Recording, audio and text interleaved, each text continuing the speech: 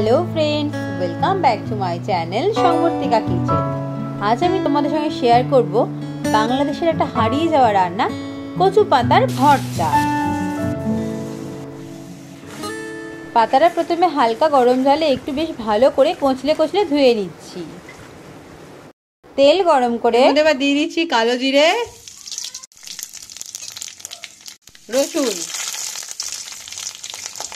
আর দিচ্ছি গোটা গোটা কাঁচা লঙ্কা। এবার দিয়ে দিচ্ছি কেটে রাখা পাতাগুলো।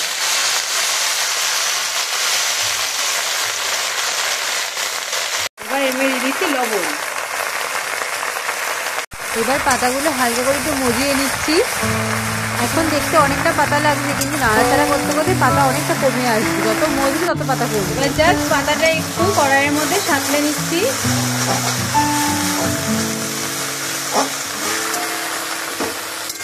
দিয়ে দিচ্ছি সামান্য একটু লেবুর রস। এবার আমি ভাপানো পাতাগুলোকে শিলনোড়ার সাহায্যে বেটে নেব। পাতাগুলো কিন্তু মিক্সিতে পারবো না, কারণ হচ্ছে শিলনোড়ার যে পাথরের যেটা ফ্লেভার থাকে না, সেটা খেতে কিন্তু দুর্দান্ত টেস্টি লাগে। তাই জন্য পাতাগুলো আমি শিলেই বেটে নিচ্ছি। দেখো প্রায় অলরেডি আমার হয়ে এসেছে পাতা বাটা। বেশ মিহি পেস্ট করতে হবে, কিন্তু মানে যতটা সম্ভব মিহি করা যায় ঠিক ততটাই কিন্তু মিহি খেতে হবে।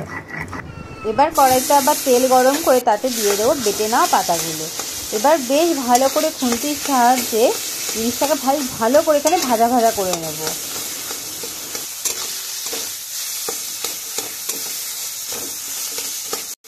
আজ আমরা খাবো হচ্ছে কচু পাতা বাটা দিয়ে ভাত।